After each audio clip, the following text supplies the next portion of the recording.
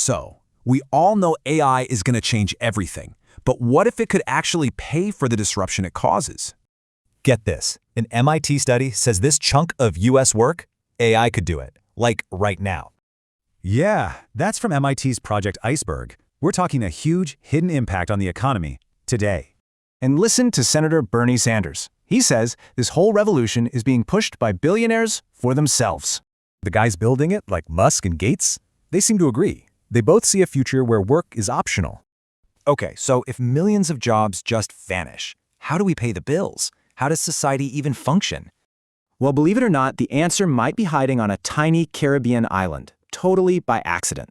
Anguilla literally struck gold with its .ai domain. Now it's funding stuff like healthcare for its elders.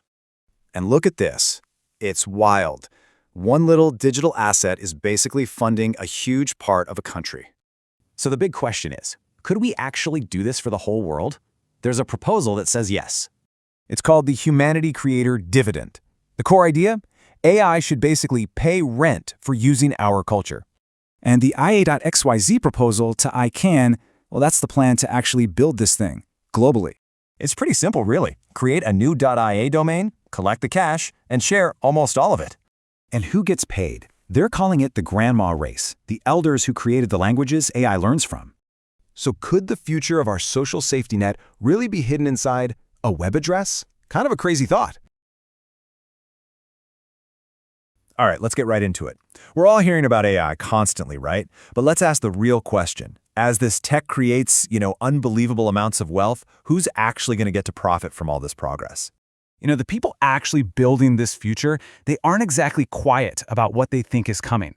Just listen to Elon Musk, who's pouring billions into this. He's talking about a world where the whole idea of having a job is just optional. And yeah, he's not the only one. Bill Gates says basically the same thing, a future where humans just aren't needed for most tasks. And look, these aren't just some wild guesses. These are pretty much the stated goals of the people designing this new world. So, where do we go from here?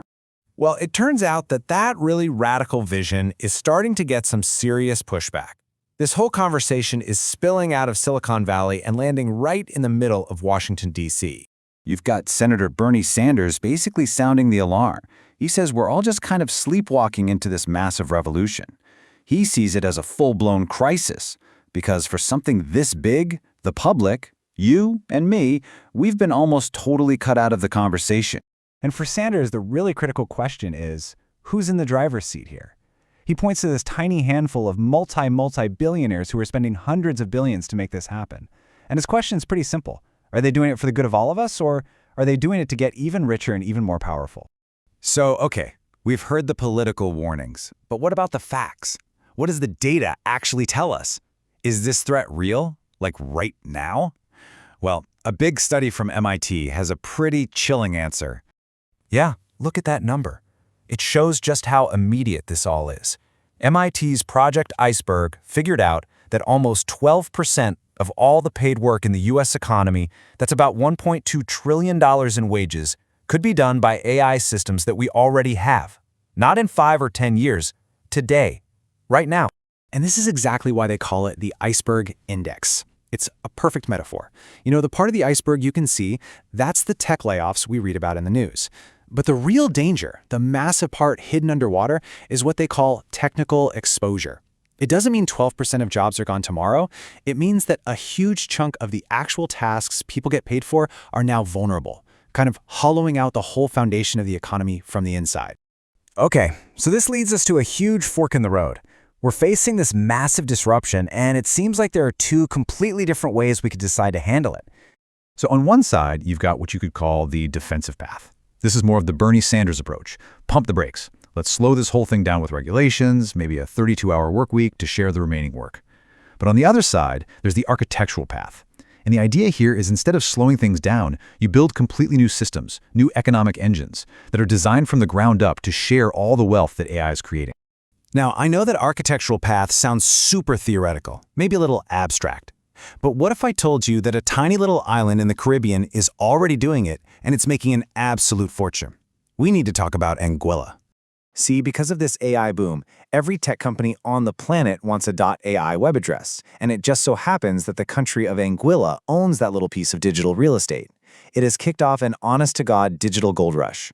We're talking about revenue that makes up a stunning 16% of the entire country's GDP in a single year. But here's where it gets really interesting, where it becomes truly transformative. That money isn't just vanishing into some tech billionaire's pocket. It's funding almost half of the government's entire budget. It's paying for healthcare for the elderly, for new airports, for youth programs. They literally turned a digital asset into real-world public good for everyone. So that brings us to the biggest question of all. Could we actually scale this idea up? I mean, could we take what Anguilla did and build a version that doesn't just benefit one tiny nation, but maybe all of us? This is where a fascinating new proposal called IA.XYZ comes in. It's built on this really powerful, kind of beautiful idea they call the grandma race. Just think about it. Every single AI, every large language model was trained on the internet. And what is the internet? It's the collected languages, stories, art, and knowledge from every human generation that came before us, our collective inheritance. So if you put them side by side, it's pretty clear. Anguilla's model is national. It uses its domain to fund its own citizens. This new IA.XYZ proposal is global. The plan is to create a brand new domain, .ia, and use the money it generates to pay a dividend back to the mother tongues of humanity, basically to the creators of the very data that AI depends on. To put it really simply, the idea is this. If AI is going to feast on the entire history of human culture and language, then it should have to pay rent for it. This isn't charity, it's not a handout, it's a creator dividend, something that is owed to the source of its intelligence. And that really leaves us with the ultimate question to think about. This technology, it's built on a foundation that all of us, our parents, our grandparents, we all created together. It's a shared cultural commons. So should the immense profits belong only to the few people who built the final layer on top? Or do they belong to all of us? Okay, let's dive into this huge debate about AI, our jobs, and a tiny island that might just hold the key. Senator Bernie Sanders is sounding a pretty stark warning about the rapid, uncontrolled rise of AI. And look, this isn't just talk. An MIT study says AI could replace 1/10 of US jobs right now. So that brings up a massive question, right? If jobs just disappear, how do people even survive? We're kind of looking at two paths, either pump the brakes on AI or build a whole new system. But what if a solution already exists, and it happened completely by accident? It's a crazy story. Okay, let's meet Anguilla. They were assigned the .ai domain, which, as you can imagine, just blew up. The money they're making is just wild. It's funding about half of their entire government budget. And this isn't just about money in a bank. It's funding real things, like healthcare for the elderly. Which leads to this big idea. What if we could scale this? Do it on purpose. Well, that's the whole idea behind the IAX.XYZ project and what they're calling an AI dividend. They call it the grandma race dividend. Think of it like a royalty for our collective human language. The logic is pretty simple, right? AI learned from all of us, so it should basically pay us rent. And here's the plan. It's a 3-step process to turn this idea into actual public wealth. So why does this matter? Well, it could tackle job loss without actually stopping innovation in its tracks. So it really just leaves us with this one question. If AI is built from all of us, who should profit? All right, let's dive right in. Today, we are wading into the middle of a huge economic battle being fought over artificial intelligence. I mean, is this a gold rush that we should all just jump into? Is it a runaway train that we need to stop? Or is there another option entirely? To really get your head around the scale of this, you just have to listen to the folks who are actually building it. I mean, listen to that. That's not some far-off science fiction movie plot. That is a direct quote from Elon Musk, one of the key architects of this whole revolution. He's not just talking about some jobs shifting around. No, he's talking about a future where the entire idea of having a job could be optional. That is the massive scale of what we're talking about here. So our first stop on this journey is what's happening right now. You can think of it as the Wild West of AI, a totally unregulated gold rush. We're seeing a technological stampede, right? With fortunes being made and lost in the blink of an eye. The speed is just breathtaking, and the amount of money pouring in is, well, it's almost impossible to imagine. So who's actually leading this charge? Well, if you ask Senator Bernie Sanders, he puts it pretty bluntly. It's a handful of the wealthiest people on the entire planet. They're sinking hundreds of billions of dollars into this, and their stated goal, he says, isn't necessarily about lifting up humanity. It's about getting even more wealth and even more power, which really forces us to ask a big question: who is this revolution really for? This whole gold rush has basically created two completely opposite visions of the future. It's a huge clash. On one side, you have the classic Silicon Valley line: evolve or get left behind. It's this belief that jobs will just, adapt, and it's on us to keep up. But on the other side, there's a much more serious warning. Jobs won't evolve, they're going to be wiped out, and regular people are going to need some kind of shield to protect. And here's that Silicon Valley view perfectly summed up by Google CEO Sundar Pichai.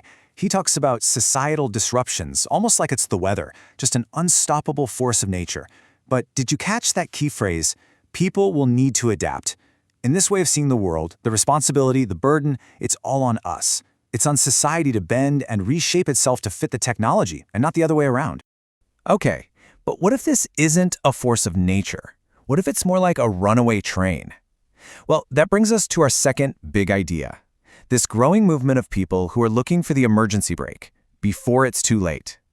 And look, this isn't just some wild guess. A huge study from MIT, which they perfectly named Project Iceberg, found that the technology to replace almost 12% of the entire US workforce, it already exists right now. And they call it Project Iceberg because what we can see is just the tiny tip of what's coming. This isn't a forecast for the future, it's a picture of today. And that 11.7%, when you translate that into money, the number is just staggering. $1.2 trillion in annual wages. So we are not talking about a few jobs here and there. We are talking about a massive, massive slice of the economic pie that is currently in the hands of working people, and it's now completely up for grabs. So what does pulling that emergency brake actually look like in the real world?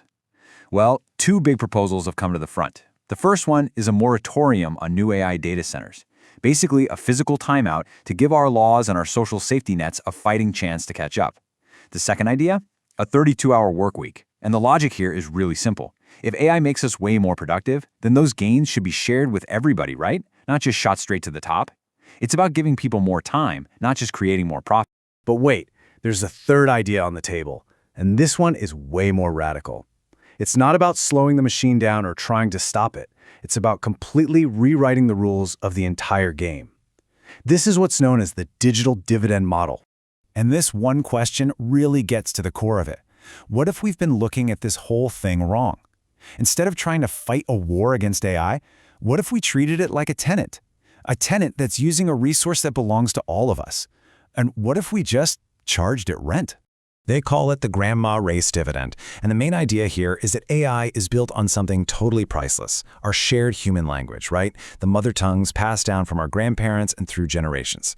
So this model argues that since AI is using our collective data, we, all of humanity, should get paid a creator dividend for it. It's not a handout, it's a royalty payment. It's something we've earned. And here's the crazy part. This isn't just a theory. You can actually look at the tiny island of Anguilla. Just by selling the rights to the .ai domain name, it's now funding almost half of its entire government budget and all of its healthcare for the elderly. It's a real-world example that this can work. And other models, like the Alaska Permanent Fund that pays citizens from oil money, and new ideas like IA.XYZ, they all point to the same revolutionary concept, turning a shared resource into a direct payment for the people. So here we are. We're at a massive fork in the road.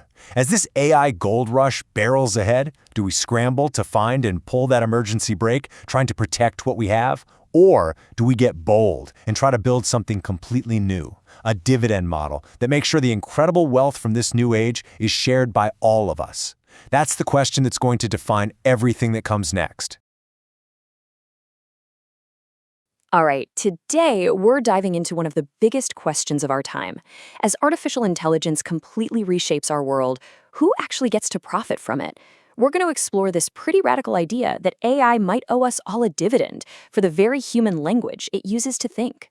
So let's kick things off with a pretty stark warning. Senator Bernie Sanders frames this AI revolution not as some neutral tech evolution, but as a project controlled by a tiny handful of billionaires. And this really raises a critical question. Are they building this to benefit everybody or, just to get even richer? And look, this isn't some far-off sci-fi future we're talking about.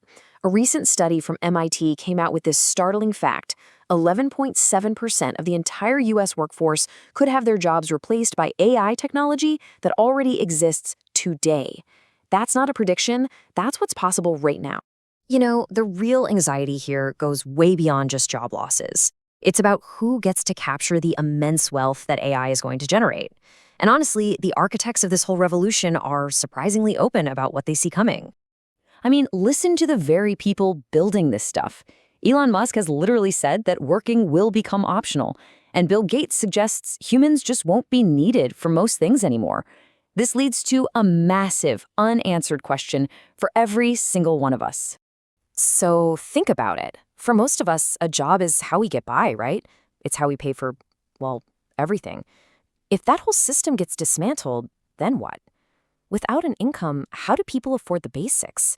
This is a question our society has absolutely no answer for right now. But while all the big shots are debating this huge problem, something amazing happened. A tiny Caribbean nation, we're talking just 15,000 people, accidentally stumbled upon a real-world solution that's actually working today. Okay, so this tiny island is Anguilla. And thanks to a total quirk of internet history, it happens to control the domain suffix .ai. So as the AI boom this exploded, so did the demand for these domains. This little piece of digital real estate now funds a massive chunk of the entire nation's government. It's literally a digital gold rush. And we're not just talking about money in a bank account. This digital rent that they're collecting from the AI industry is paying for real, tangible things. It's funding healthcare for the island's elders, it's fixing roads, and it's supporting schools. You know, this really paints a picture of a massive economic shift. For decades, places like Alaska have funded their society with physical resources, right, like oil. Well, Anguilla is proving that digital resources, in this case, just 2 little letters on the internet, can be just as valuable. So this accidental success story has now sparked something way bigger, a much more intentional global proposal based on a truly powerful idea. It's this concept called the mother tongue debt. And the logic is actually pretty simple. AI didn't invent language. It learned from the vast collective knowledge of all of humanity, every book, every article, every conversation ever recorded. Some people call this the work of the grandma race, honoring all of our ancestors. The core idea is that AI owes us a royalty for using this shared inheritance. So taking this idea, a project called IA.XYZ, which is actually a formal applicant to ICANN, has laid out a pretty concrete plan. Step 1. Create a new global domain, .ia, just for the AI industry. Step 2, collect revenue from those sales, kind of like Anguilla's model. Step 3, distribute that money as a creator dividend. And finally, step 4, use modern tools like a bridge between Web 2 and Web 3, using digital IDs and wallets to get it to people all over the world. Now, of course, a system this ambitious raises some huge questions about who would manage it all, but it's a fascinating place to start the conversation. And this idea isn't coming out of nowhere. It's actually building on models that have already been proven to work, to create what could be the new economic plumbing for the age of AI. So when you put these models side by side, you can really see this evolution, right? It starts with something like Alaska's fund, which is based on physical oil, paying out a dividend to its residents. Then you see Anguilla's model, based on digital land, funding a huge chunk of its public services. And finally, you have the IA.XYZ proposal, which basically aims to take that digital model and make it global, creating a dividend for all of humanity. Okay, so all of this really brings us to a fundamental choice about how we want to navigate this completely new era. It feels like we're facing 2 totally different paths forward. On one hand, you've got what you could call the brake pedal approach. This is the idea, advocated by critics like Senator Sanders, that we should maybe slow down AI development through things like a moratorium on new data centers to give society some time to catch up and regulate. But the other path, well, it isn't about stopping AI at all. It's about building new economic plumbing, creating systems that are designed from the ground up to automatically channel the immense value AI generates back to where it came from, all of us. And that leaves us with the big question we started with, and it's a provocative one. It's a question about ownership, about fairness, and about the future of human value in a world that's becoming more and more automated. The answer is definitely not simple, but just asking the question is probably the most essential first step in designing a future that actually works for everyone. Okay, let's dive into one of the biggest questions of our time. As artificial intelligence gets bigger and bigger, who actually gets to cash in? Is it just the handful of people building it? Or is it all of us? The ones whose culture and language actually created the foundation for it all. I mean, we've all heard these wild predictions, right? And they're coming from the very people building the technology. When a guy like Elon Musk says that work itself could become optional, you gotta stop and ask, what does our world even look like after that? And look, this isn't some far-off sci-fi thing. A recent MIT study found that nearly 12% of the US workforce could technically be replaced by AI that we have right now, not in the future, today. This isn't a problem that's coming, it's already here. And when you put that percentage into actual dollars, whoa, the numbers are just mind-boggling. We're literally talking about $1 trillion chunk of the American economy. Jobs, wages, all of it, right now, on the line. It just completely changes the scale of this whole conversation, doesn't it? So who's behind this whole push? Well, Senator Bernie Sanders has a pretty clear take. He points out it's a handful of billionaires and asks a really crucial question. What's their real motive here? Are they trying to build a future for everybody, or are they just building one that makes them even richer and more powerful? But here's a thought. What if the answer isn't about hitting the brakes on AI? What if it's about owning a piece of the action? And that brings us to this small, totally unexpected place that might just have the blueprint for how to do it. It's a story that flips the script from fear to, well, ownership. All right, to find this potential solution, we've got to go somewhere you'd probably never expect. So forget Silicon Valley for a minute, we're heading to the Caribbean. So you have this tiny nation, Anguilla, just 15,000 people, and purely by a stroke of luck, decades ago, they were assigned 2 letters for their internet domain, .ai. Back then, it was just paperwork. Today, man, it's like they struck digital oil. So how much is that digital oil worth? Try $32 million. That's how much Anguilla made in just 1 year from companies all over the globe wanting that .ai domain. $32 million just for owning a digital address. Incredible. And this really shows you the impact we're talking about. This isn't some little side project for them. This is a fundamental pillar of their entire national economy. I mean, this one digital asset funds nearly half of their government's budget and makes up a huge chunk of their GDP. It's massive. So where does all this digital gold actually go? Well, this is the really cool part. Revenue from this abstract idea of AI is paying for real, tangible things. It's funding healthcare for the elderly. It's paving roads. It's building schools. The global AI boom is literally improving the daily lives of people in Anguilla. What Anguilla stumbled upon, almost by accident, reveals this powerful new way of thinking about the economy in our digital age. It could be a model for how we all think about wealth from here on out. So think about it this way. For centuries, nations got rich by controlling physical stuff, oil, minerals, land. Anguilla basically did the same thing, but with a digital resource. They treated their domain name like a piece of valuable land. They didn't try to build the AI companies. Nope. They just collected rent from anyone who wanted to set up shop on their digital land. It's a total game changer. Okay, so this brings us to a really fascinating proposal. It asks a huge question. What if we took this Anguilla model and applied it to everyone, to all of humanity? What's the one resource we all share that AI is completely dependent on? It's our language. And that brings us to something called the IA.XYZ proposal. There's a group, and they're working with ICANN, that's the global nonprofit that basically runs the internet's address book, to secure a new digital asset, .ia. But here's the key difference. Instead of belonging to one country, the idea is for it to belong to a concept, the human language that fuels all modern AI. And this is the big, powerful idea behind it all. Think about it. Large language models, they didn't invent English or Spanish or any language. They learned it from us. They were trained on this enormous ocean of text from the internet, all the books, the articles, the forum posts, everything created by generations of humans, our mother tongues. So this proposal says, hey, AI owes us a royalty for using our data. It's a dividend paid back to what they call, and I love this phrase, the grandma race. That's all of us. So how would it work?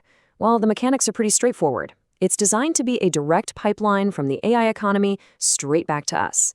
First, just like Anguilla, the .ia domain would make money from AI companies. But then, and this is huge, a full 90% of that cash would go into a public benefit fund.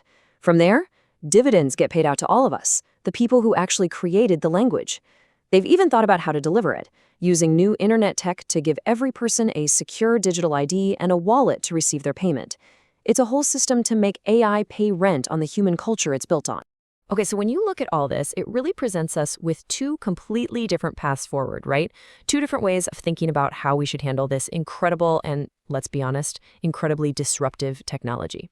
On the one hand, you've got what you could call the brake pedal approach. This is the idea of slowing things down with heavy regulation, maybe even a moratorium to protect jobs. But on the other hand, you have this toll booth approach. This is the Anguilla model, the .ia proposal. It doesn't try to stop AI. Instead, it builds the infrastructure to charge the AI economy for using our shared resources, and then gives the profits back to the people. And that really leaves us with this one big, provocative thought that reframes this entire debate. It shifts the question from how do we stop AI from taking our jobs to something totally different. Shouldn't AI be paying humanity a royalty for the very languages it learned from us? And suddenly, it's not a conversation about fear anymore. It becomes a conversation about fairness, about ownership, and about getting compensated for the most human thing we have, our language. Let's just state the obvious. We are smack dab in the middle of one of the biggest technological shifts in human history. Artificial intelligence is here, and, well, it's changing pretty much everything. But as this whole revolution gets going, it kicks up this massive question. Who actually gets to profit from it, and who gets left behind? So let's dive in and break down what's really at stake. And if you want to get a sense of just how high the stakes are, you can start right here. Senator Bernie Sanders, he doesn't really mince words. He sees this as way more than just another cool invention. He's talking about a fundamental turning point for our entire species. And this isn't some sci-fi future he's talking about. The impact is already here. Get this, according to a recent MIT study, that is the percentage of the U.S. workforce whose jobs could be replaced by AI right now. Not in 10 years, today. That's over 15 million people. So the disruption isn't on its way. It has arrived. Which, of course, leads to a really critical question. Who's in the driver's seat of this whole thing? So yeah, who is building this new world? Because it's not some kind of grassroots movement. The direction, the pace, it's all being set by a very, very small and incredibly powerful group of people. Just as Senator Sanders points out, the key players pouring billions upon billions into this tech are names we all know, right? Elon Musk, Mark Zuckerberg, Jeff Bezos, Peter Thiel. And their ambitions are huge, going way beyond just creating new products. They are literally aiming to reshape society itself. I mean, just let that quote sink in for a second. This isn't just about making us more efficient at our jobs. This is a prediction about a future where human labor just isn't necessary for the economy to even function, which naturally brings us to a very practical and pretty urgent question. And that's really the heart of the dilemma, isn't it? If the traditional way of earning a living, having a job, is fundamentally broken, what comes next? How does a society even work when the main way we distribute wealth is just gone? Okay, so in response to this huge challenge, one approach is to use the tools we're familiar with, government and regulation. You can kind of think of it as hitting the brake pedal to try and slow down the disruption and give all of us some time to adapt. So Senator Sanders' playbook has three main parts. First, you physically slow down AI's growth by hitting pause on building those massive data centers that power it. Second, you share the new wealth by letting people work less for the same amount of pay. And third, you build up a much stronger social safety net so that losing your job doesn't mean losing your life. But you've got to ask, is that really enough? I mean, trying to tax or regulate a handful of billionaires who are building this stuff is one way to go. But what if there's another path? One that doesn't rely on slowing things down, but actually changes how the value flows from the very beginning? Well, the answer might be hiding in a very, very unexpected place. To see a totally different approach, we have to look at this fascinating story coming out of the Caribbean. The tiny island nation of Anguilla, believe it or not, kind of stumbled into a solution that has completely transformed its economy. For decades, Anguilla's economy was all about the physical world. Tourism, fishing, you know the drill. But by a stroke of luck, it was assigned a two-letter internet country code that, thanks to the AI boom, has become a digital goldmine, .ai. All of a sudden, every AI company on the planet wanted a piece of their digital real estate. $32 million. That's how much money Anguilla made just from selling .ai domain names in a single year. Now, for a tiny nation of just 15,000 people, that is a monumental, game-changing windfall. And to put that number into perspective, this digital gold now makes up about 16% of the nation's entire GDP. It's proof that a digital resource, we're literally talking about 2 letters, can become more valuable than physical ones. So where does all that money go? And this is the best part. The money isn't just enriching a few people. It is flowing directly into public services. It's funding healthcare for the elderly, it's keeping the roads paved, and it's supporting schools. Anguilla is making the AI industry pay for its social safety net, and they did it without passing a single new law to regulate AI itself. So this all leads to a really powerful question. Could we take this accidental success story and turn it into an intentional global system? Could we make AI pay rent not just to one small island, but to all of humanity? At the heart of this is an idea called the mother tongue dividend. Just think about it for a second. Large language models are trained on, well, everything. Centuries of human knowledge, our art, our conversations, our collective cultural heritage.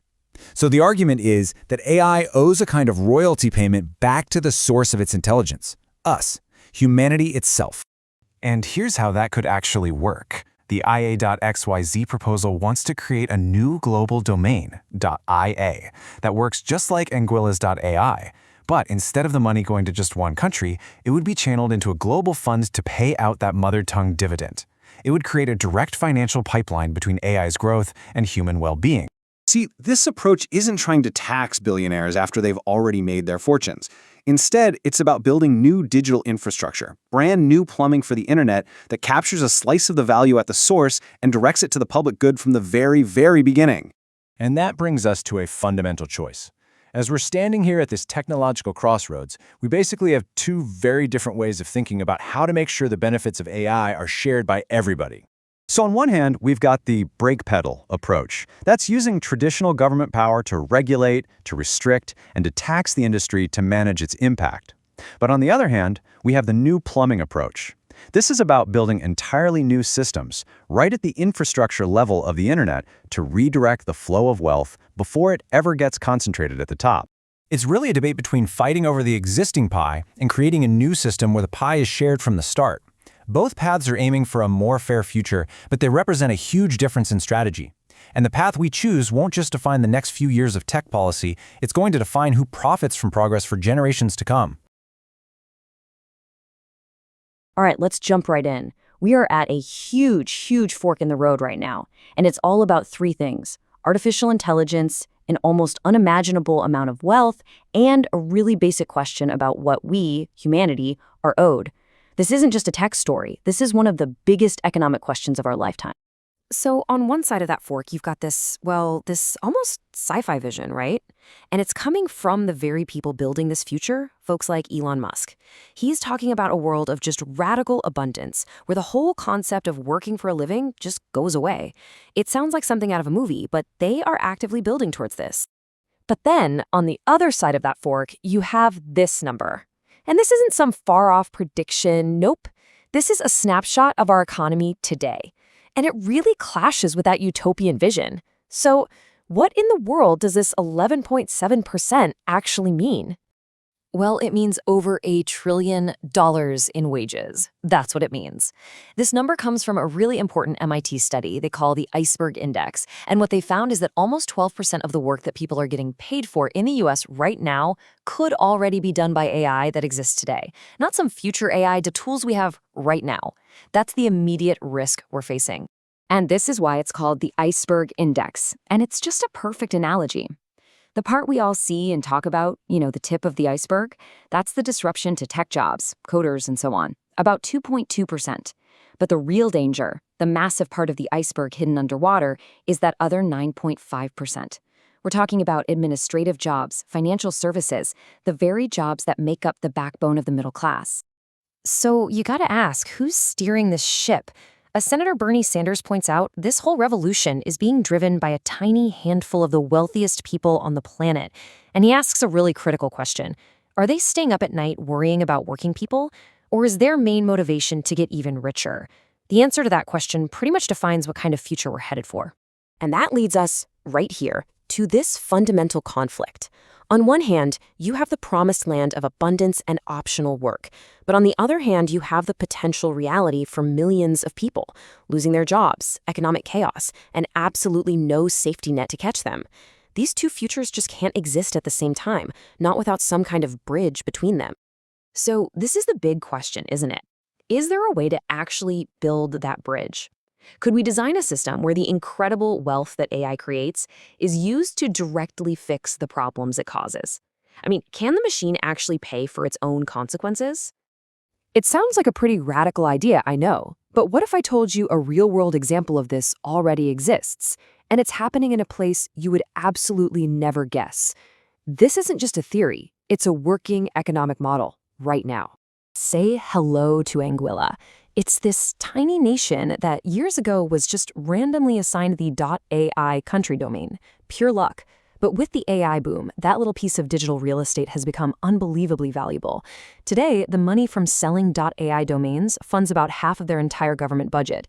It contributes something like 16% to their GDP and pays for crucial things like healthcare for the elderly. They turned a digital asset into a public good for their entire country. Okay, so what does this have to do with the rest of us? Well, what if we could take that exact same idea, that digital infrastructure can pay us back, and scale it up from one small island to the entire planet? That right there is the core concept of a dividend for humanity. At the heart of it is this ethical idea called the mother tongue dividend. Think about it. These large language models didn't just appear out of nowhere. They were trained on a resource we all own together: our collective culture, our history, our art, and especially our languages. All of it scraped from an internet that we all built. So the idea is simple. AI owes us a royalty for using that raw material. I absolutely love this way of framing it. Think of it as honoring the grandma race. It's a payment, a dividend, to all the generations of human beings who created, shaped, and passed down the cultures and languages that AI is now feasting on. It's not a handout. It's a dividend that's rightfully owed to the creators. So that all sounds great in theory, but how do you actually build something like that? How do you architect a system that turns this cool ethical idea into a real functioning part of our economy? Well, the idea of a resource dividend isn't new at all. In fact, it's a proven model. For decades, the Alaska Permanent Fund has paid a dividend to every single resident from the state's oil money. Anguilla is doing it right now with its digital namespace. A proposed fund for a new .ia domain would just apply that same logic to our shared linguistic data. Each one takes a common resource and turns it into a source of shared wealth. And check this out. There's already a concrete plan on the table from an organization called IA.xyz. Step 1. Get a new top-level domain, .ia, specifically for the world of AI. Step 2, collect the revenue from that prime digital real estate, just like Anguilla does. And then step 3, distribute that money as dividends to people all over the world, using modern, secure tools like digital IDs and payment wallets. So here we are, right back at that fork in the road. But the choice is a lot clearer now, isn't it? We're not just watching this happen. We are the architects. We get to choose which path we want to build. Path A is the default path. It's what happens if we do nothing. AI remains unregulated, wealth gets even more concentrated at the very top, and the rest of society deals with the fallout. Path B is the one we have to consciously design, an architecture where the incredible gains from AI are shared, creating stability through these human-centric dividends. So, in the end, it all comes down to one simple but incredibly powerful question. We all built the library of human knowledge that AI was trained on. We wrote all the books. Shouldn't it have to pay a library fee? Should AI pay rent for the human culture it consumes? The answer we choose is going to define the next 100 years. Okay, so when it comes to AI's massive impact on our economy, we're basically at a huge crossroads. We have a choice to make. Are we supposed to slam on the brakes to protect the world we have now, or should we be building a whole new engine for the future? That's the big question we're digging into today. All right, let's just start with a number, a big one, $1.2 trillion. And this isn't some future projection. According to a huge study from MIT, that's how much work existing AI could replace in the US economy, like today, right now. So the thing you've got to understand is, this isn't some sci-fi movie set in 2050. Nope, this is a right now problem. That trillion-dollar question isn't if this is all going to happen. It's, well, who gets the money? Where does all that value go? And this is where it gets really interesting, because MIT researchers have this great way of thinking about it. They call it the iceberg index. You know, we all see the tip of the iceberg, right? Those are the tech layoffs you read about in the news. But the real danger, that's what's hidden under the water. And as you can see, that's a massive chunk of the economy. Nearly 12% of all U.S. wages in jobs like admin and professional services, all quietly becoming something a machine can do. Okay, so that sets the stage for the first big idea for how to deal with all this. Let's call it Vision 1, hit the brakes. This is the argument that says, well, let's slow this whole thing down so society can actually catch up. And it's an idea really championed by folks like Senator Bernie Sanders. And this quote right here, it really gets to the heart of their concern. The thinking here is that this whole AI revolution, it isn't some natural grassroots thing. It's being pushed from the very top by a handful of the richest, most powerful people on the planet, basically to make themselves even richer and more powerful. So you might be asking, okay, but how would you actually do that? How do you slow down AI? Well, the plan basically rests on three main pillars. First, you put a moratorium on the physical stuff, the data centers. Second, you share the wealth from all this new productivity. How? By moving to a 32-hour work week, but with no cut in pay. And third, you make sure people can survive even if their job disappears. And that means guaranteeing healthcare is a right, not a job perk. So why start with data centers of all things? Well, think about it. These things are monsters. They suck up as much electricity as a small city. They put a massive strain on local water, and they can even make your utility bills go up. And after they're built, they barely employ anyone. So for anyone looking to regulate this stuff, data centers are a really obvious physical target. But this fear isn't just about jobs and money. The hit the brakes side also points to a looming social crisis. Sanders is warning about a world where an entire generation of kids ends up getting their primary, emotional support from an AI, not from other people. And that could lead to just staggering levels of isolation and loneliness. All right, so that's Vision 1. Pump the brakes. But there's a completely different way to look at this problem. This is Vision 2. Build new pipes. And the philosophy here is totally different. It's like, don't try to stop the engine. Instead, let's just build a whole new system of pipes to make sure the wealth it creates gets shared with everyone automatically. And to do that, you need this core concept, the digital sovereign asset. Okay, what the heck is that? Think of it like a new kind of natural resource. Just like a country might have oil reserves that it uses to fund the government and help its citizens, this idea says we can treat parts of the internet itself as a public good, a resource that can generate money for all of us. And the logic behind it is actually super simple, but it's also kind of profound. These AI models, they're trained on literally all of human knowledge, all the stuff we've ever put on the internet. So the argument goes, AI should have to pay rent back to humanity for using our collective creation. Okay, cool idea, but how would it actually work? Well, there's a real proposal on the table called IA.XYZ. The plan is to grab the .ia domain name, for the entire global AI economy, and then treat it like a public utility. Then you take all the money it generates and distribute it as something they're calling a mother tongue dividend. And who gets it? Well, they have this amazing phrase for it, the grandma race. Basically, all the elders and past generations who actually created and passed down the languages that AI now completely depends on. Now, I know what you might be thinking. This all sounds a little out there, a little theoretical. But here's the kicker. It's not a theory. It is already happening right now, and the proof is coming from a tiny Caribbean island. Let me introduce you to Anguilla. It's this beautiful, tiny nation that just by a total fluke of internet history ended up with the country domain .ai. And of course, in the age of artificial intelligence, that little two-letter domain has accidentally become one of the most valuable pieces of digital real estate on the entire planet. Just how valuable? Check this out. The money from selling .ai domains now makes up about 16% of Anguilla's entire gross domestic product. That is staggering. And this chart, wow, it really shows you the scale of this. That revenue from .ai isn't just some nice little bonus for them. No way. It's become a fundamental pillar of their whole economy. This one digital asset is funding up to half of the entire government's budget. It's blowing traditional stuff like tourism and fishing right out of the water. And here's the best part. This is the new pipes vision in the real world. That digital rent money isn't just disappearing into some government bank account. It's being piped directly into things that matter. Healthcare for the elderly, new infrastructure, and programs for young people. So that leaves us with these two really different paths forward. And what's fascinating is that both visions see the same exact problem coming down the tracks. They totally agree on the diagnosis, but their prescriptions for how to fix it, Well, they couldn't be more opposite. So let's just lay it all out, side by side. You've got Vision 1, the brakes. The main goal here is to protect workers and slow things down, mostly through regulation. But the biggest risk? You might stifle innovation and fall behind other countries. Then you have Vision 2, the pipes. The goal is to build a whole new system to distribute wealth. But the big risk here is that while it works for a tiny island, it's totally unproven on a global scale and the technical challenges are huge. And that brings us back to the fundamental choice we all have to make. And this is way bigger than just policy debates, right? This is about what kind of future we actually want to live in. Should we put all our energy into regulating and protecting the world we already know, hitting the brakes to make sure we don't crash? Or should we take a huge gamble and start building the pipes for a totally new kind of economy?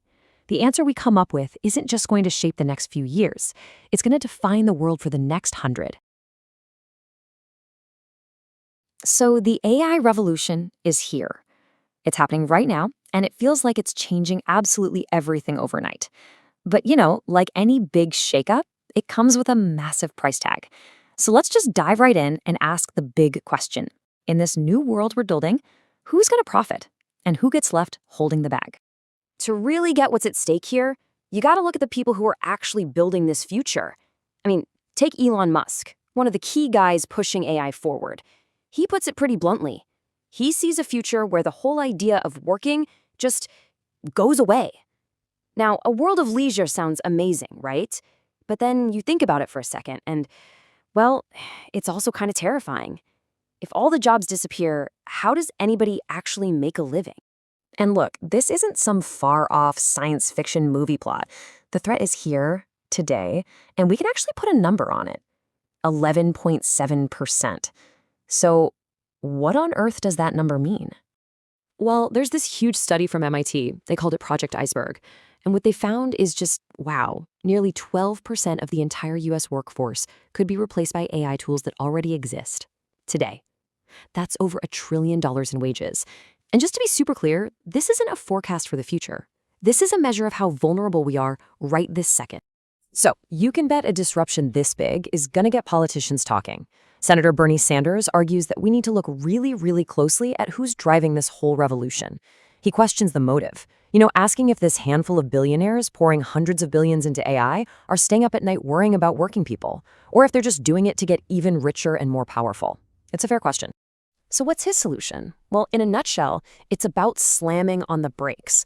Sanders has called for a federal pause on building new AI data centers to try and slow down the physical expansion of the industry. The whole idea is to use AI's productivity gains for society's benefit, funding things like a 32-hour work week with no pay cut, instead of just letting the technology race ahead without any checks. It's a strategy of slowing the machine down so the rest of us have a chance to catch up. And that's a really compelling argument. But what if there's another way? A totally different path that doesn't involve slowing AI down at all. What if, instead of trying to stop this tidal wave, we figured out how to build a giant toll booth right in front of it and then distribute the money to everyone? And believe it or not, the proof that this can actually work comes from, well, probably the last place you'd ever expect, a tiny Caribbean island called Anguilla with a population of just 16,000 people. Turns out, they kind of just stumbled into a digital gold mine. So how much gold are we talking about? How about over $32 million in a single year? And that number is projected to go even higher. For a nation of just 16,000 people, that is a staggering, totally transformative amount of money. Okay, so here's where it gets really fascinating. Where did all that money come from? Well, it just so happens that Anguilla owns the country code domain .ai. So when the AI boom just exploded, companies from all over the world rushed to register domain names ending in .ai. And the royalties from those sales now make up a mind-blowing 16% of the island's entire economy. And this isn't just, a number on a balance sheet. This digital revenue is funding real, tangible public goods. We're talking better healthcare for the elderly, airport expansions, programs for young people, fixing the roads. It actually covers nearly half of the government's entire budget, creating this incredible direct link between the global AI boom and the well-being of its citizens. This whole story reveals this really powerful new idea that a nation's digital address, its top-level domain, can be treated just like a natural resource. You can think of it like a form of digital land that can generate sovereign wealth, just like a discovery of oil or gold would. And this just perfectly illustrates the shift we're in. We used to think of national wealth as something you had to physically dig out of the ground. It's finite, it's physical, but here in the 21st century, wealth can also be conceptual and digital. It's a completely new class of asset. Which, of course, leads us to the biggest question of all. I mean, if a complete accident can transform the economy of one tiny island, what would happen if we applied this same principle on purpose, but on a global scale? And that's where the .ia proposal comes in. IA stands for Inteligencia Artificial, which is, however, a billion Spanish and Portuguese speakers say AI. A public benefit organization has applied to ICANN, that's the Internet's governing body, to create the .ia domain specifically to fund a dividend for all of humanity. The mission behind this proposal is, well, it's pretty powerful. It's framed as a creator dividend that's owed to what they call the grandma race. And it's not literally about age, it's about honoring all the generations of human beings who collectively created the huge library of knowledge, the language, the art, the stories that AI is built on. So here's the core argument. Large language models didn't just invent language from scratch. They were trained on trillions of words from the internet. Words written by us, our parents, our grandparents. They learn from our collective culture, our mother tongues.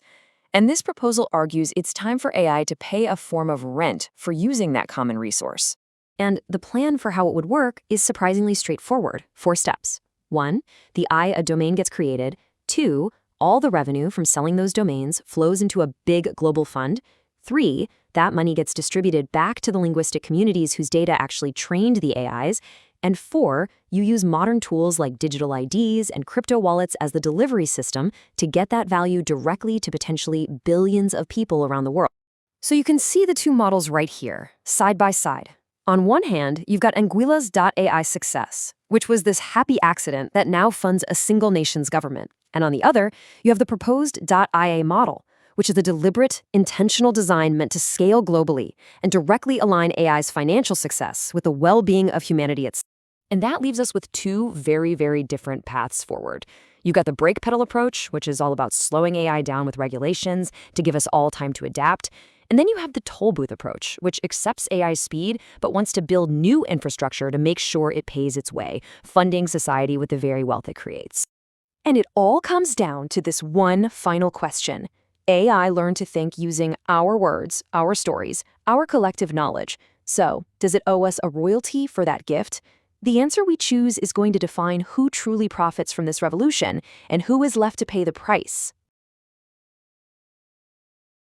All right, let's get right into it. We're going to tackle one of the biggest questions of our time, all thanks to the explosion of artificial intelligence. And look, this isn't about some new shiny app on your phone. We're talking about a complete shakeup of our economy, of our society, and it really forces us to ask a tough question. As AI generates all this incredible new wealth, who's going to profit and who's going to pay the price? And this quote from Senator Sanders, wow, it really nails it. He's not just calling AI another piece of tech, he's calling it a turning point for all of humanity. And here's the kicker. It's being driven by, a tiny club of the wealthiest people on the planet. So that makes you stop and think, right? It's not just about the tech itself, but what are the motives here? Who really stands to gain from this whole revolution?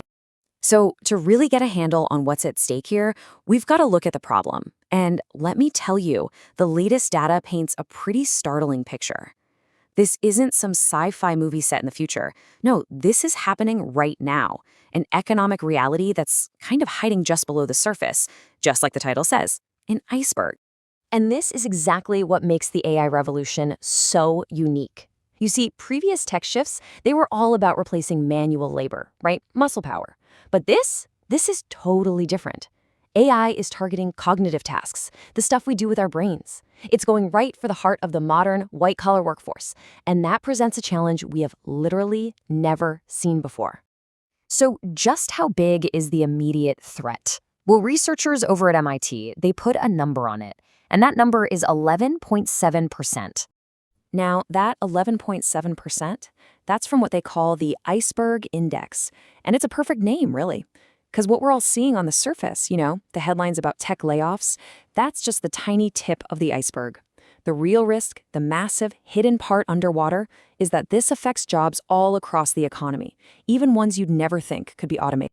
Okay, so you've got the percentage, but what does that actually mean in dollars and cents? Well, it translates to an absolutely staggering amount of money.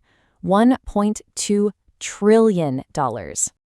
Yeah, over $1 trillion in wages.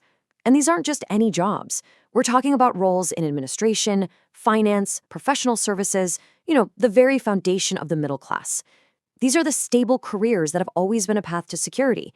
And now they are squarely in the crosshairs of automation. And what's wild is that the tech leaders themselves, people like Bill Gates and Elon Musk, they're openly saying that a future is coming where work will basically be optional, where humans just won't be needed for most things. Now, they might paint that as some kind of utopia where we all just relax, but it raises a very, very serious question, which is this. If millions upon millions of jobs just disappear, how do people get an income? I mean, how do you pay your bills? Our entire economic system is built on the idea of working for a living, so if that goes away, what comes next? Without a solid plan, we're not looking at a future of leisure, we're looking at a future of serious hardship for a lot of people. Okay, so that all sounds pretty bleak, right? But what if there's another way to look at this? Let's shift gears from the threat to a really surprising real-world example that completely flips the script. It all comes from a tiny island that, kind of by accident, discovered a whole new economic model for the age of AI. And the scale here is just mind-blowing. I mean, look at this. You've got this tiny island, population of about 15,000 people, and on the other side, they're funding somewhere between 20 and 50% of their entire government budget from AI. It's just incredible. So, how in the world did they pull this off? Well, it's pretty simple, actually. Anguilla just happened to own the internet domain suffix .ai. And then, when the AI boom hit, everybody and their brother wanted a .ai domain name. Suddenly, this little nation was sitting on a digital goldmine. They proved that you can monetize this kind of digital land to pay for real-world things, like a huge chunk of their government budget and even healthcare for their elderly. They're basically charging rent for a piece of the AI economy's identity. That leads to a really powerful question, right? What if we could take Anguilla's accidental success and build something like it on purpose? But, on a global scale, for the benefit of everyone. Well, that's exactly what a fascinating new proposal sets out to do. And it starts by rethinking who actually created all the value that AI is built on. At the heart of this whole idea is a really powerful way of looking at things, the idea that AI actually owes a debt to its creators. And who are its creators? Well, it's us. Every single one of these giant AI models was trained on the internet, on our collective language, our stories, our knowledge. The proposal calls this the grammar race, which is a beautiful tribute to all the generations of humans who built the digital world that AI now learns from. So here's the proposal, called IA.XYZ.